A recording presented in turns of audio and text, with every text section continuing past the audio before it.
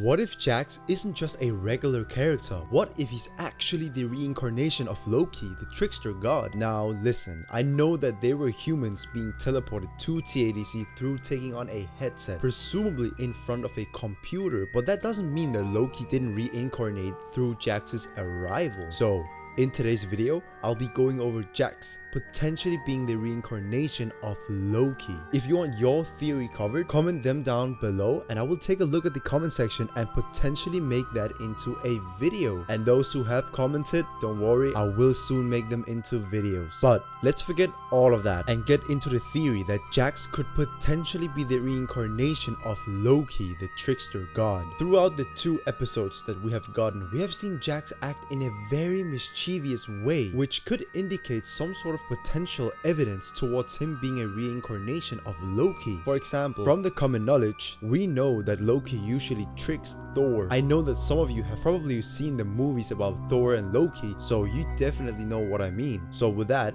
we can reflect that on Jax, because we did actually see Jax kind of trick Pomni and Ragatha in episode 1. When Pomni, Ragatha and Jax were walking to the dorm room hall to check on Cosmo, Ragatha mentioned something about not having a key to Cosmo's room, but we actually see Jax pulling out the key to Cosmo's room. We're getting one of our friends.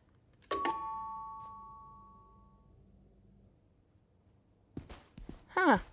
Maybe he's not in his room? I hope he's alright. Don't worry, Dollface. I've got a key to his room. But other than him pulling the key out, he also leaves Pomni and Ragatha to deal with Cosmo themselves. Thanks for keeping an eye on it, Coffee. I'm gonna head out. See ya. Oh! Cosmo's been obstructed. That's okay. What is that? It might be that terrible thing I was talking about earlier when you reach your breaking point. Okay, wait. Maybe there's still time to fix him if we get Kane. Whoa, Cosmo, listen. I know we didn't always get along, like when you called me out for fake laughing at your jokes. I swear I really did think they were funny. I was just having a bit of a bad day. These 2 actions resembles a trickster. Because why would he have the keys to everyone's room? And why would he just leave Pomni and Ragatha like that? Well, we know from the various comics, stories and movies that Loki usually tricks people and leave them to deal with complicated problems. But another example is in episode 2 when they were in the Candy Canyon Kingdom. At the start, the circus members got carried on a ride to the castle where the princess resides. They then got a mission from the princess to retrieve the magical syrup that the bandits Gummigoo, Max and Chad stole in a truck. So they were set on that mission and left in their own truck. And when they were caught up with the bandits, they had a fight, which we have all probably seen. Many of us have also probably noticed how Jax's behavior was, but I don't think that we have analyzed his behavior enough. Many people have interpreted Jax in the recent episode as someone who was narcissistic and evil, which I am completely agreeing with you, but I think there was way more to him than meets the eye. As my theory goes, I think that he's the trickster god Loki. After the fight with the bandits, we saw the circus members falling down a cliff and into the fudge monster's territory.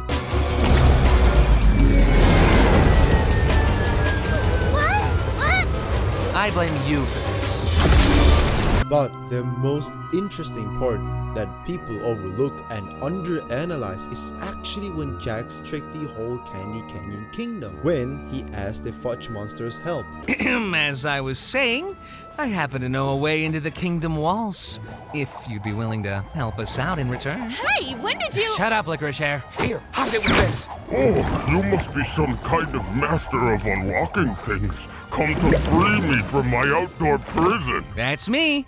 All we need you to do is help us bring some dirty bandits to justice. The reason that I say that is simply because he knows that the fudge monster isn't allowed in the kingdom, because at the start of their arrival, he saw the signs in front of the kingdom which were actually highlighted, and the signs pretty much said that the fudge monster can enter the kingdom. But Jax completely overlooked that and wanted his help in return for the fudge monster entering the kingdom and eating some of the citizens, which he actually did at the end of the adventure. Oh, hey, maybe I didn't leave the gate unlocked for nothing after all. What? I thought he was dead. You still did that? Okay, Wait, you did what now? Well, love to help you again sometime. Bye! But not only did he make a deal with the fudge monster, he also stole the key to the kingdom, which were given to Ragatha. Here's the key back into the kingdom for when you've secured the goods. I trust you not to let it fall into the wrong hands. I happen to know a way into the kingdom walls, if you'd be willing to help us out in return. And this proves that he's a trickster and a thief. And what does Loki do? He steals as well. But other than that, he also indirectly tricked the princess. Yes, she didn't say anything about letting the fudge monster in, but they already knew from the start, so normally they wouldn't do that, but we already knew that Jax would do something mischievous, which we saw later. Now, let's take a look at his dialogue, because we've seen plenty of evidence in regard to his actions, but we haven't looked at his speech. One of the most obvious scenes is actually in episode 1, when he said something about wanting to see chaos upon the others. She still thinks this is a dream. Why are you looking at me like that? I'm fine with doing whatever, as long as I get to see funny things happen to people. This actually means that he's fine with others getting hurt while he's just watching, which also just ends up supporting my theory even more. And another important scene is also in episode 2 when they were chasing the bandits, because we probably all remember when Jax wanted to ram the other truck, and we probably also remember that he said something about exposing Gangle with her figurine thing to Ragatha if she didn't ram into the truck. Hey, Gangle, you should ram into him. What? You should not ram them! Tommy's still on board! Do it, it'll be epic. Why are there so many knives back here? Do it, or I'll tell Ragatha about the figurine thing.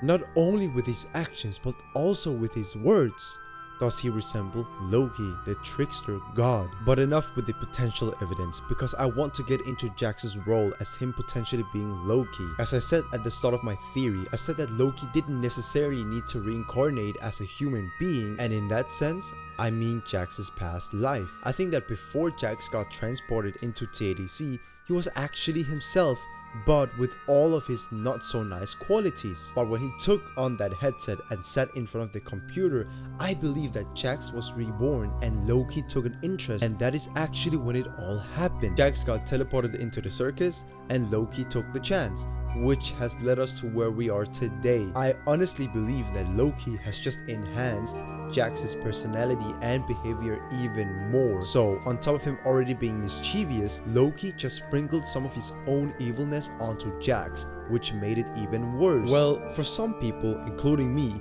we see Jax in a bad way because of his behavior, but you might be different, because Jax might be your favorite character, so no hate to Jax at all. But back to his role. Even though that Jax might be all of that, I still believe that Jax is an important person in TADC. Yes, he might be leading the circus members into bad situations, but even though he does all of that, the circus members probably see him as family, because Jax and the other circus members has been in the digital circus for years now, and we actually got confirmation from Jax in episode 1. How do I, leave? Well, don't freak out about it or anything, but, we don't exactly... You can't. What? Shut up, Jax. But yeah, he's right. Welcome to your new home.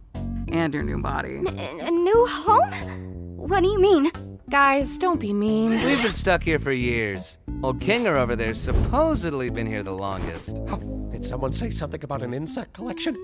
That's why he's crazy. So with them all being so long in the circus together, they probably oversee the quote-unquote imperfections from each other. But this doesn't mean that the storyline will go smooth just like we saw in the first 2 episodes. I actually believe that in the future, Jax will create even more complications for them, and they will definitely be worse than what we have seen. The worst thing that Jax has done, in my opinion, is when he ran away from Pomni and Ragatha and just left them with Kaufmo there to beat them up. But in future episodes, I believe that he will wreak even more chaos. But why do I believe that? Well, after all, we know that the show is pretty dark, and if my theory about him being reincarnated as Loki, then we will definitely see something worse. So if you've watched all the way through the video, then you know why I theorized Jax being reincarnated as Loki. So if you think the same as me, what complications and problems do you think that Jax will create in the future for the circus members? Because there are so many possibilities to which he can create. But personally, I believe that Jax will do something really bad, and that could be releasing all the abstracted characters with a key that he stole from Cain, because we do know that he is good at stealing things. But again, everything is possible. But that was just my theory for Jax being the reincarnation of Loki, the trickster god. Let me know what you think about it down below. Comment your own theory or something you want me to cover in TADC. Thanks for watching, subscribe and click on this video here.